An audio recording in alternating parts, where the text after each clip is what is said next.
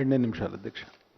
కాళేశ్వరం కుంభకోణంపై అర్ధరాత్రి తర్వాత ప్రసంగించడానికి అవకాశం ఇచ్చిన అధ్యక్షుల వారికి ధన్యవాదాలు అధ్యక్ష. జస్టిస్ పిసి ఘోష్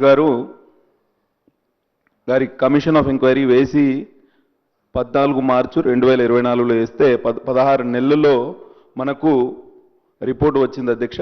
వీరు మాజీ సుప్రీంకోర్టు జడ్జి, లీగల్ ల్యూమినరీ, న్యాయ కోవిధులు, మాజీ లోక్పాల్ చైర్మన్గా కూడా పనిచేశారు. అంతకన్నా ముందు మనకు ఇదే కాళేశ్వరం కుంభకోణం మీద 3 రిపోర్ట్లు వచ్చినాయి.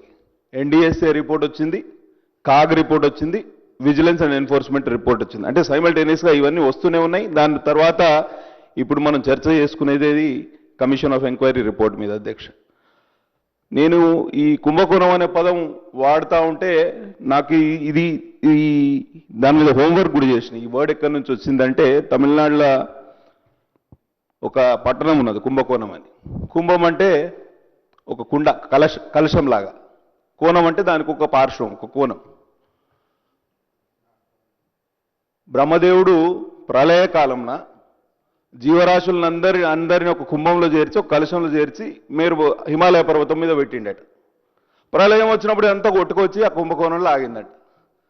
ఆగితే ఆ కుంభం పగిలి అందులోకి వెళ్ళి జీవరాశులన్నీ పుడితే మనం అందరం ఆ తర్వాత కలియుగంలో మనుషుల్లాగా పుట్టినాం, వివిధ జీవరాశుల్లాగా పుట్టినాం.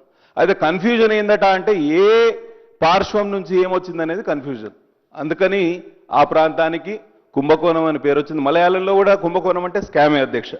కాబట్టి ఇవాళ ఒకప్పుడు కాళేశ్వరం అంటే గోదావరి నదికి, కాళేశ్వర ముక్తేశ్వర స్వామికి ప్రసిద్ధి. ఇవాళ ప్రాజెక్టు పేరిట ఒక కుంభకోణానికి ప్రసిద్ధి చెందింది అధ్యక్ష. ఎందుకంటే ఇక్కడ దుర్వినియోగమైంది ప్రజాధనం అధ్యక్ష.